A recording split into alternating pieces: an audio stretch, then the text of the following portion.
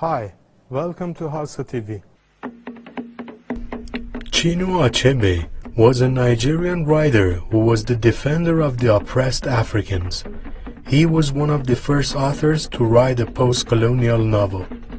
No one can point to post-colonial literature without talking about Achebe's novels.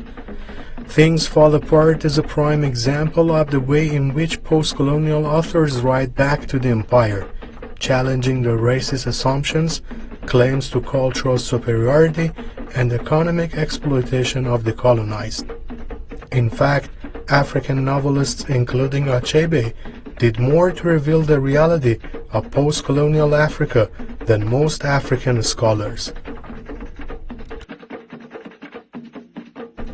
Post-colonial theory is a literary theory or critical approach that deals with literature produced in countries that were once or are now colonies of other countries. The theory is based around concepts of otherness and resistance. Typically, the proponents of the theory examine the ways in which writers from colonized countries attempt to articulate and even celebrate their cultural identities and reclaim them from the colonizers. They also examine ways in which the literature of the colonial powers is used to justify colonialism through the perpetuation of images of the colonized as inferior. Chinua Achebe was a Nigerian novelist, poet, professor, and critic. Achebe has been called the father of modern African writing and Africa's greatest storyteller. Achebe was the recipient of over 30 honorary degrees from universities in England, Scotland, Canada, South Africa, Nigeria, and the United States, including Harvard University. He was also appointed Goodwill Ambassador to the United Nations Population Fund in 1999. Many books and essays have been written about his works over the past 50 years, but today in Hausa TV, we are going to focus on his later works as a political weapon.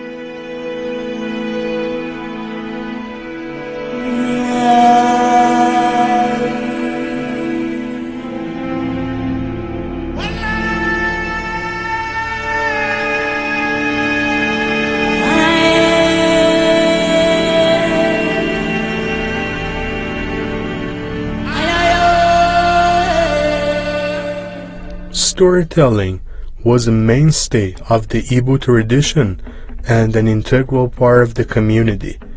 Achebe's mother and sister told him many stories as a child, which he repeatedly requested. As a secondary school student, Achebe attended prestigious government college. The language of the school was English, not only to develop proficiency, but also to provide a common tongue for pupils from different Nigerian language groups. Achebe described this later as being ordered to put away their different mother tongues and communicate in the language of their colonizers. The rule was strictly enforced, and Achebe recalls that his first punishment was for asking another boy to pass the soap in Igbo. Achebe started to explore the school's wonderful library. There he discovered Booker T. Washington's Up From Slavery, published in 1901. That book was an autobiography of an American former slave. Achebe found it sad, but it showed him another dimension of reality. He also read classic novels. Achebe later recalled that, as a reader, he took sides with the white characters against the savages, and even developed a dislike for Africans. Achebe once said, "The white man was good and reasonable and intelligent and courageous. The savages arrayed against him were sinister and stupid, or at the most cunning. I hated their guts." A visit to Nigeria by Queen Elizabeth II in 1956 brought issues of colonialism and politics to the surface, and was a significant moment for Achebe. That I was in fact, one of the savages that when I had been younger, I had read these adventure books about the good white man, you know, wandering into the jungle on the danger, and the savages were after him. And I would instinctively be on the side of the white man, the good white man. You see, this is what fiction can do. It can put you on the wrong side if you are not developed enough. And the university, I certainly saw that these books had to be read in a different light. It was during his studies at University of Ibadan that Achebe began to become critical of European literature about Africa. After reading Joyce Carey's 1939 work, Mr. Johnson, about a cheerful Nigerian man who, among other things, works for an abusive British store owner, he was so disturbed by the book's portrayal of its Nigerian characters as either savages or clowns that he decided to become a writer. Achebe recognized his dislike for the African protagonist as a sign of the author's cultural ignorance. Achebe wrote his novels in English and defended the use of English as the language of colonizers in African literature.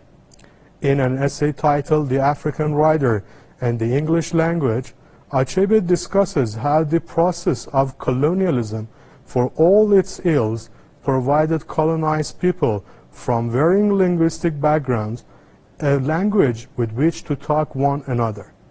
As his purpose is to communicate with readers across Nigeria, he uses the one central language enjoying nationwide currency. Using English also allowed his books to be read in the colonial ruling nations. Achebe expanded this criticism when he presented a chancellor's lecture at Amherst in 1975. The name of that lecture was An Image of Africa, Racism in Conrad's Heart of Darkness. Decrying Joseph Conrad as a bloody racist, Achebe asserted that Conrad's famous novel dehumanizes Africans, rendering Africa as a metaphysical battlefield devoid of all recognizable humanity, into which the wandering European enters at his peril. I was one of those savages jumping up and down on the beach. I was not on Malo's steamer, you see, as I had thought before. And once that kind of enlightenment comes to you, you realize that you need to write a different story, that someone has to write a different story. And since I was, in any case, inclined that way, why not me? And so what I'm saying is there was a certain measure of seriousness in addition to the pleasure, just the pleasure of creating stories, of telling stories. But there was this serious intention. And so when somebody gets up and says, oh, but literature or poetry should have nothing to do with society or with heavy things like politics, I just can't understand. Well, they do all the time. They shape our image of the world, right or wrong, true or false. You once said that Africans hope the West and America in particular will listen. If we listen, what will we hear? What does Africa have to say to the rest of the world? Well, first of all, we are people. We are not funny beings. We are not funny beings, you know. We are not... If you take up any newspaper here, I mean, you probably wouldn't see Africa at all mentioned for months. Then perhaps one day a year, it is some strange story. It has to be that kind of story that we've come to associate with Africa. And I would simply say, look at Africa as a continent of people. There are people there, just people. Achebe's novels laid a formidable groundwork for the decolonization process. By altering syntax, usage, and idiom, he transforms the English language into a distinctly African style. In some spots, this takes the form of repetition of an Igbo idea in standard English parlance. Elsewhere it appears as narrative asides integrated into descriptive sentences. He gained worldwide attention for his novel Things Fall Apart in the late 1950s. Things Fall Apart, published in 1959, is one of the most important books in African literature. Selling over 20 million copies around the world, it was translated into 57 languages, making Achebe the most translated African writer of all time. This novel is also included in the Encyclopedia Britannica's list of 12 novels considered the greatest book ever written. Nigerian Nobel laureate Wole Soyinka has described the work as the first novel in English which spoke from the interior of the African character, rather than portraying the African as an exotic as the white man would see him. When Achebe's children began attending school in Lagos, Achebe and his wife became worried about the worldview expressed at the school, especially through the mostly white teachers and books that presented a prejudiced view of African life. In 1966, Achebe published his first children's book with the name of Chike and the River to address some of these concerns. Really going to listen to them, and they are not ultimately going to determine what happens in Africa. You mentioned Africa before the colonial powers came. There's the opening line of your children's story, The Drum, which begins, "In the beginning, when the world was young." Does the artist in you ever wish you could start the whole story all over again? That you could go back? Yes, well, that is the whole strength, I think, of stories, and especially of children's stories. I'm happy you raised that, because we do need to learn, all of us, to learn to become like children again. Once in a while, we become so stiff. We are weighed down by so much knowledge, so much possession, so much special interest, that we lose the ability, the flexibility of children. Children can fly, and everything is possible to a child. And this is something which children's stories can do for us, and this is something I think we ought to learn. Again, we ought to keep ourselves young in that particular way. You took a period of your life away from writing novels and wrote for children. Why? Well, because I think it is very important. It is very, very important. I had some very interesting, very strange experiences too, bringing up my own children. That really confirmed my fears about the danger, the predicament we were going through in not telling our children stories. You see, our fathers did, our grandfathers did, but once writing came, children, we more or less forgot that responsibility to tell children stories. So what happened? What happened was that all kinds of bad stories, all kinds of junk, again, it's like toxic waste again, being dumped. And I noticed my daughter, we were very young parents, so we really had no experience. And we used to go into the supermarket in Lagos and pick up a glossy, nice, big-looking, colorful story. We never read children's stories ourselves, so we didn't know what was in them. But then we discovered, my wife and I, that our daughter was beginning to have very strange ideas, you see. And it was at that point that we began to look carefully into what she was reading. And really, there was a lot of poison. There was a lot of poison there. Stories full of racism, full of all kinds of, full of ideas of Africa, again, as the other place, as the back of the world. And this is what we were feeding. So you decided to... So we decided. I decided then, well, I didn't decide then to write, but I knew then the importance of children's stories. And I knew that we were failing as parents in not bringing round the children after dinner, as forefathers did to tell them stories. I had not written any before. I didn't know how it was going to work, but I was ready to try. And that started me, in that.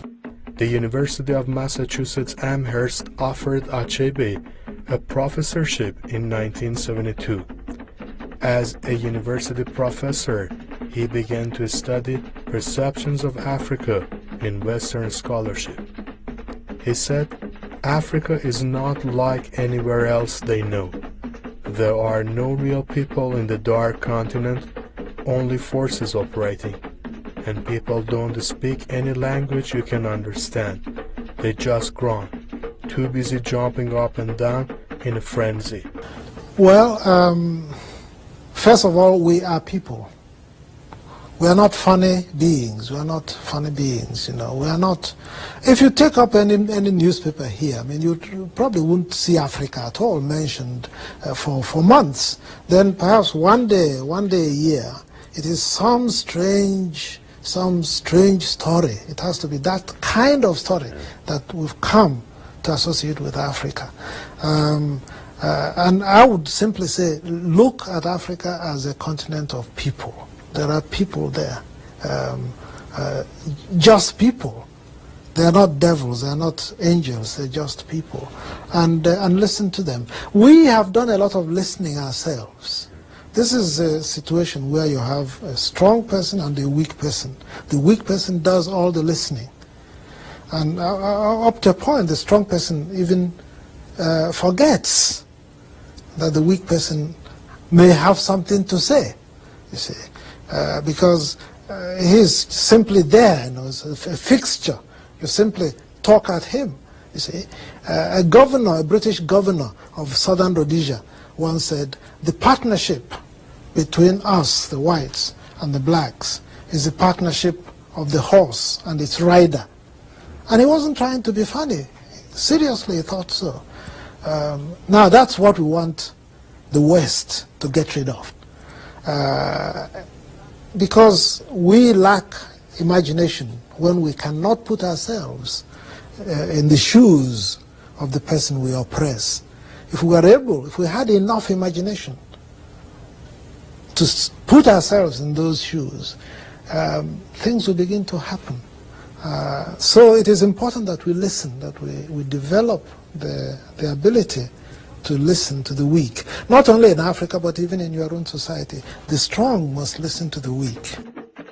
The style of Achebe's fiction draws heavily on the oral tradition of the Igbo society and the clash of Western and traditional African values during and after the colonial era.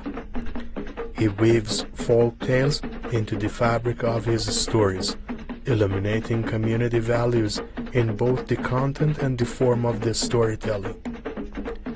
Another hallmark of Achebe's style is the use of proverbs, which often illustrate the values of the rural Igbo tradition.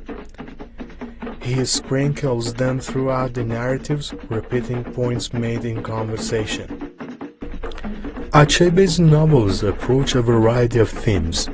In his early writing, a depiction of the Igbo culture itself is paramount. Achebe tries to set about textualizing Igbo cultural identity. In fact, Achebe seeks to produce the effect of a pre-colonial reality as an Igbo-centric response to a Eurocentrically constructed imperial reality.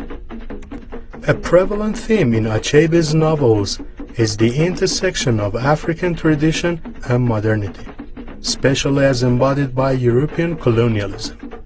The village of Umofia and Things Fall Apart, for example, is violently shaken with internal divisions when the white Christian missionaries arrive. The colonial impact on the Igbo in Achebe's novels is often effected by individuals from Europe. The colonial governor was not responsible to anybody in the territory. He might be responsible to a minister in Paris or in London, but he was certainly not responsible to the people on the ground. And so there was no model of democracy. We were not practicing Westminster model in Nigeria under colonial rule. We were practicing colonial dictatorship. And so the colonial people really had no experience even of this so-called democracy that they were supposed to have inherited. They did not inherit anything of the sort. So it was, again, more than simply a question of people not living up to expectation. They really were not prepared. They were not trained. The standard Achebean ending results in the destruction of an individual and, by synecdoche, the downfall of the community. Even with the emphasis on colonialism, however, Achebe's tragic endings embody the traditional confluence of fate, individual and society, as represented by Sophocles and Shakespeare. The question of being ready, I would like to take that home, because you cannot, what I'm saying really is that you cannot become ready under colonial rule, because there was no attempt, there was no way, there was no, it was not part of the program to inculcate democracy. There's no way you can inculcate democracy through dictatorship, you see. So the colonial system in itself was the very antithesis of democracy. So no matter how long you stayed under it, you would not learn democracy. There was democracy in many parts of Africa before colonial rule came, you see. So to say, oh, let's keep ruling them until they learn democracy, it's really fraudulent. Because if you accept that Africans are people, you cannot possibly say that a handful of white people, a tiny minority of white people, should impose their will to the extent of depriving even elementary rights of self-expression. All the rights we know in the so-called democracies are denied, positively denied in this regime. And I say it is analogous to perhaps analogous to the Nazi regime in Germany. Now, for anybody to say that's the right thing for Africa, of course, shows that that person does not grant full humanity to Africans. And we know that there are such people, but we are not really going to listen to them, and they are not ultimately going to determine what happens in Africa. You mentioned Africa before the colonial powers came. There's the opening line of your children's story, The Drum, which begins, "In the beginning, when the world was young." Achebe provided a blueprint for African writers of succeeding generations. Even outside of Africa, his impact resonates strongly in literary circles. Canadian novelist Margaret Atwood called him a magical writer, one of the greatest of the 20th century. African-American poet Maya Angelou praised Things Fall Apart as a book wherein all readers meet their brothers, sisters, parents, and friends, and themselves along Nigerian roads. African-American novelist and Nobel laureate Toni Morrison has noted that Achebe's works inspired her to become a writer. Despite his scholarly achievements and global importance of his works, Achebe never received a Nobel Prize, which many observers viewed as unjust. Many African leaders praise Achebe as an icon. Former Nigerian President Goodluck Jonathan said, "Achebe's frank, truthful, and fearless interventions in national affairs will be greatly missed at home." Most Nigerians never doubted his immense patriotism and sincere commitment to the building of a greater, more united and prosperous nation. As another example, Nelson Mandela said, "Achebe brought Africa to the rest of the world." Finally, we can say, if Africa forgets him, it will have forgotten not only one of its most illustrious sons, but also an important part of its history.